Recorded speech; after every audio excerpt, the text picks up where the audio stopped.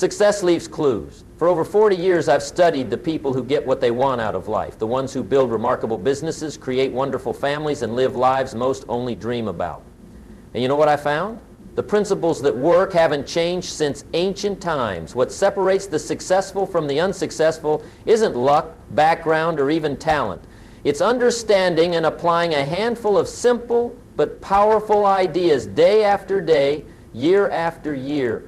Some folks are waiting for success to arrive like a package at their doorstep. But success doesn't come to you, you go to it. And that journey begins with one fundamental question: what do you truly want?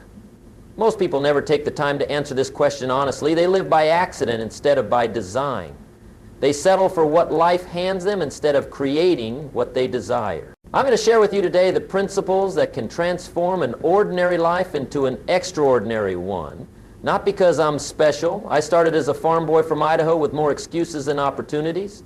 But I was fortunate to have mentors who showed me that success doesn't happen by chance, it happens by choice. And the wonderful news is that you can make those choices starting today, regardless of where you are now. Now, before we begin, let me tell you what I'm not going to do. I won't offer quick fixes or magic formulas. Those don't exist. What I will share are time-tested principles that, when applied with consistency, can help you get whatever you want. These ideas have worked for thousands of years, and they'll work for you too if you put them into practice. Let's start with something fundamental: your personal philosophy. Your philosophy is the way you think about life, your beliefs, your values, your attitudes. It's the lens through which you see everything.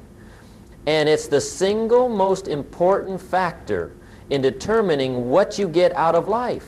Most folks don't give much thought to their philosophy. They absorb ideas from their parents, their friends, the media, without much examination. But here's what's interesting.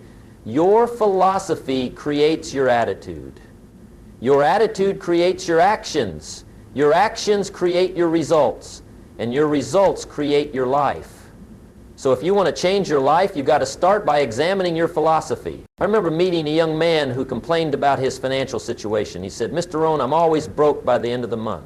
I asked him, "Have you ever considered that being broke might be related to your philosophy about money, work, and discipline?" He looked at me like I was speaking a foreign language. But 6 months later, after changing his thinking about money, his situation had completely turned around. You see, success starts in the mind before it shows up in your bank account or any other area of your life. If your philosophy is flawed, everything else will be too. So ask yourself, what do I believe about success? What do I believe about wealth? What do I believe about relationships? What do I believe about health? Are these beliefs serving me or limiting me? Here's something worth writing down. Your current conditions reflect your past thinking. Your future conditions will reflect your current thinking. If you don't like your conditions, you've got to change your thinking. Now, this isn't about positive thinking in the shallow sense. This is about developing a philosophy based on truth and wisdom. Positive thinking without action is like a car without gas. It might look good, but it won't take you anywhere. A solid philosophy has to be based on the understanding that you are responsible for your life. Not your parents, not the economy, not your boss, you. This might be the most important shift you can make. As long as you believe something or someone else is controlling your destiny, you'll always be waiting for something to change on the outside before your life gets better. But when you accept complete responsibility, you become powerful. You move from being a victim to being the architect of your future. I've often said that life doesn't give us what we want. It gives us what we demand. And we make these demands through our philosophy, our attitude, and most importantly, our actions. So the first step to getting whatever you want is to develop a philosophy of personal responsibility and possibility. Believe that you can achieve what you set your mind to. Believe that you deserve success if you work for it. Believe that problems are not permanent obstacles, but temporary challenges to overcome. With the right philosophy in place, the next crucial step is setting clear, specific goals. Most people have wishes, not goals. They say things like, I want to be successful, or I want to be happy, but these statements are too vague to drive action. A real goal has specificity and a deadline. I learned early in my career that you must write your goals down. Something magical happens when you transfer a thought from your mind to paper. It becomes more real, more tangible. A written goal carries weight and accountability. The act of writing clarifies your thinking and strengthens your commitment. When I first started my seminar business, I wrote down that I wanted to earn $25,000, 0 cents in my first year. At the time, that seemed like a stretch since I was making only $6, 0 cents annually. But writing it down forced me to think about how I could make it happen. What skills would I need to develop? How many presentations would I need to give? What value would I need to provide? The clarity that came from writing that goal down was the first step to achieving it. Your goals should stretch you without breaking you. They should be ambitious enough to excite you, but realistic enough that you believe they're possible. And you need goals in all areas of life: financial, relational, physical, spiritual, and intellectual. A life out of balance isn't worth the cost, no matter how successful you appear in one domain. Here's a simple but powerful exercise. Take out a piece of paper and write down what you want to accomplish in the next 1 year, 5 years, and 10 years. Be specific. Instead of, I want to be wealthy, write, I want to earn $100,000, 0 cents per year, or I want to have $500, 0 cents in investments. Instead of, I want to be healthier, write, I want to run a marathon, or I want to reduce my body fat to 15%. Once you've written your goals, review them every day. This daily review keeps your goals at the forefront of your mind and helps you make decisions that align with what you want. Remember, what you focus on expands. When you focus on your goals consistently, you start noticing opportunities that were always there but invisible to you before. Setting goals is essential, but it's only the beginning. The bridge between goals and accomplishment is discipline. Discipline is the ability to make yourself do what you should do when you should do it, whether you feel like it or not. Most people wait until they feel inspired to take action. But successful people take action regardless of how they feel, and then the feelings follow. They understand that discipline weighs ounces, while regret weighs tons. Discipline isn't complicated, but it isn't easy either. It's making your bed even when you're tired. It's saving money when everyone else is spending. It's making one more sales call at the end of the day. It's reading 10 pages when you'd rather watch TV. It's doing what others won't do today so you can have what others won't have tomorrow. The key to discipline is understanding that small actions, repeated consistently, create massive results over time. It's not about making dramatic changes that last for a week. It's about making small changes that last for a lifetime. I once spoke with a gentleman who complained that he couldn't lose weight. He had tried every diet and exercise program but couldn't stick with any of them. I suggested he start with something simple, walk for 10 minutes every day. He laughed and said that wouldn't make any difference. 6 months later, I ran into him again. He had lost 30 pounds. What happened? He had started with those 10-minute walks, which soon became 20 minutes, then 30. The small discipline of a daily walk had grown into a life-changing habit. Most of us overestimate what we can do in a day and underestimate what we can accomplish in a year of daily discipline. The magic isn't in the size of the action, but in the consistency. A small discipline repeated with consistency every day leads to great achievements gained slowly over time. Discipline requires that you pay attention to the details. How you do anything is how you do everything. The person who keeps a clean desk, who returns phone calls promptly, who shows up 5 minutes early, is developing the habits of success that spill over into every area of life. Now, discipline alone isn't enough. You also need to continuously develop yourself. Personal development isn't optional for those who want extraordinary results. It's essential. The most important investment you'll ever make isn't in stocks or real estate, it's in yourself. Your income rarely exceeds your personal development. If you want your income to grow, you must grow. grow. If you want better relationships, you must become better. The marketplace pays for value, and you must constantly increase your value. How do you develop yourself? Start with books. Leaders are readers. The person who doesn't read is no better off than the person who can't read. I recommend reading at least 30 minutes every day. Read books on your profession, on leadership, on psychology, on history, on personal finance. Each book gives you ideas and insights that can change your life. Beyond reading, attend seminars, listen to educational content during your commute, find mentors, take courses, make the commitment that you'll work harder on yourself than you do on your job. Because if you work hard on your job, you'll make a living. If you work hard on yourself, you can make a fortune. Personal development isn't just about acquiring knowledge, it's about applying what you learn. Knowledge isn't power until it's applied. So as you learn, ask yourself, how can I use this idea today? What one action can I take based on what I just learned? I remember when I first read about the importance of saving money. I immediately opened a savings account and committed to putting 10% of every paycheck into it. That simple application of knowledge changed my financial future. Don't just be a collector of good ideas, be a user of good ideas. Another critical area that influences what you get out of life is your associations, the people you spend time with.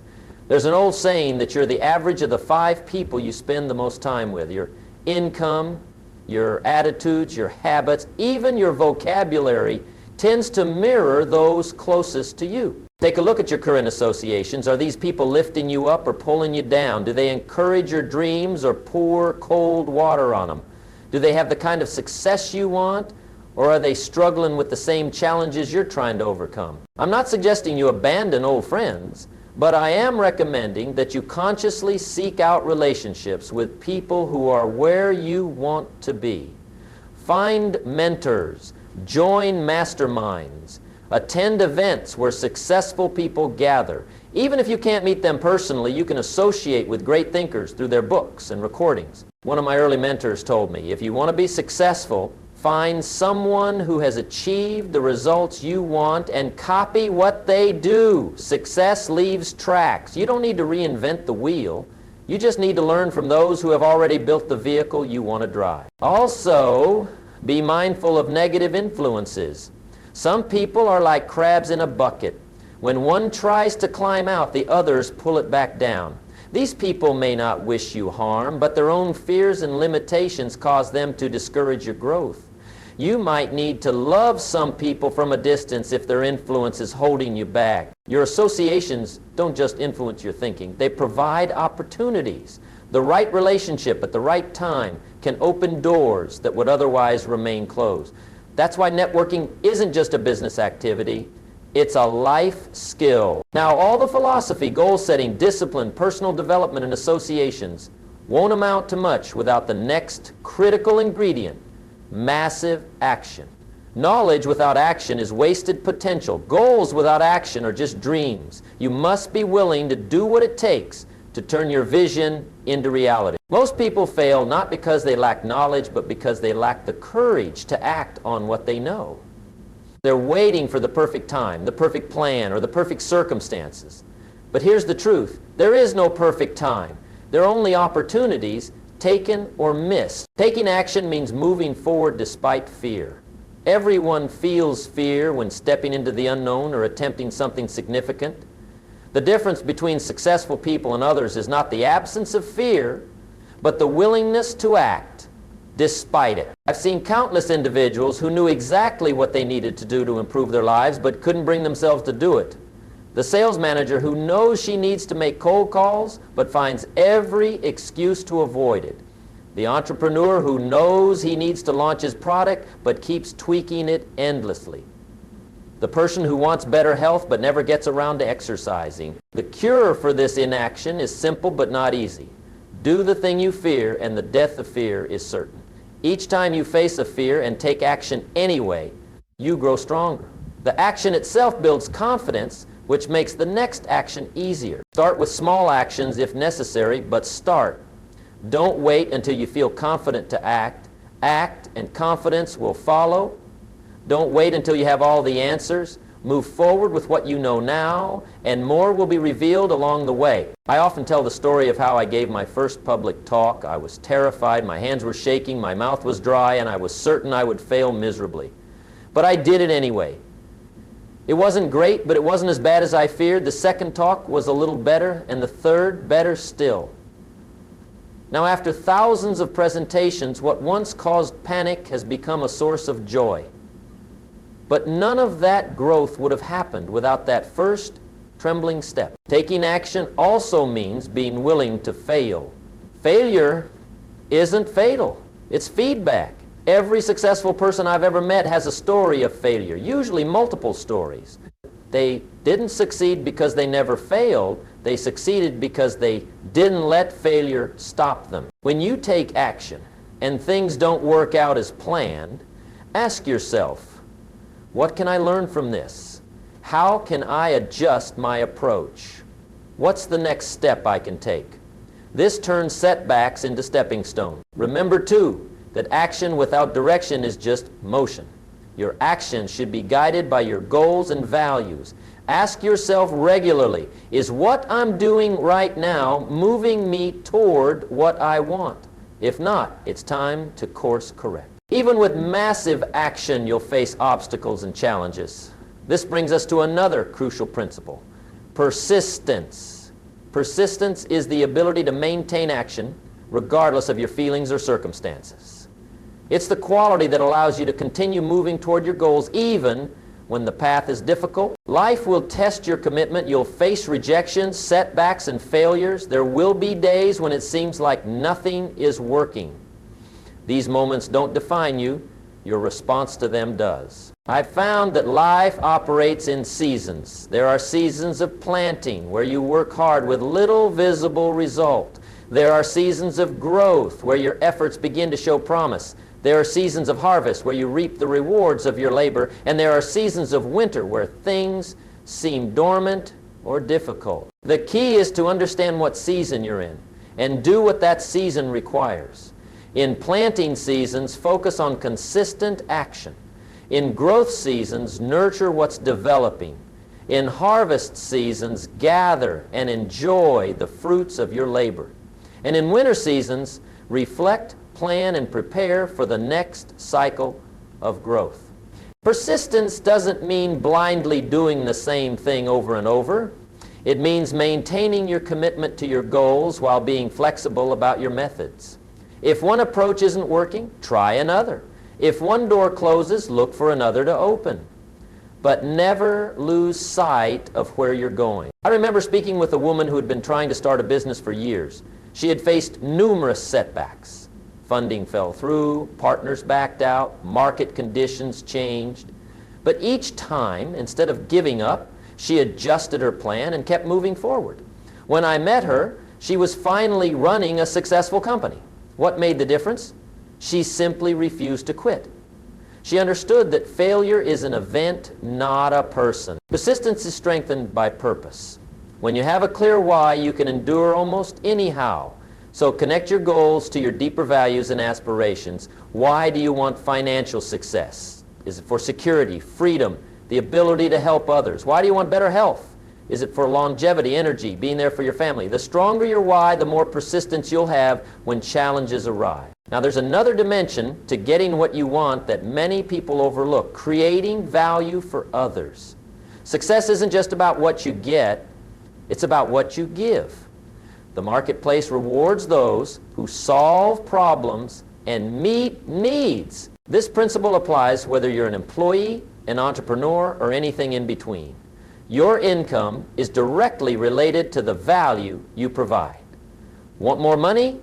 Find ways to solve bigger problems, serve more people, or deliver more value. I tell the story of two employees who worked side by side. One did just enough to keep his job, constantly watching the clock and complaining about his pay. The other looked for ways to contribute beyond his job description, developed new skills, and focused on making his company more successful. Within 2 years, their paths had diverged dramatically.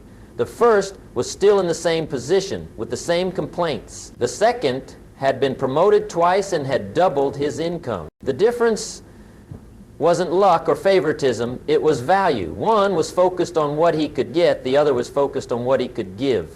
And life pays generously for the latter. This principle of value creation extends beyond your career. Want better relationships? Focus on what you're giving rather than what you're getting. Want to be respected in your community? Find ways to contribute. Want more satisfaction in life? Make a meaningful difference to others. I find that many people are confused about this. They think success comes from taking as much as possible. But the most successful people I've known are incredible givers. They're constantly asking, how can I help? How can I serve? How can I make things better? This doesn't mean you should give everything away or neglect your own needs. It means understanding that lasting success comes from creating win-win scenarios where both you and others benefit from your activities. So as you pursue your goals, regularly ask yourself, what value am I creating? Who is benefiting from my work? How can I serve at a higher level? The answers to these questions will guide you toward the kind of success that not only fills your bank account, but also fills your heart. Now, let's bring all these principles together. Getting whatever you want starts with a philosophy of personal responsibility and possibility.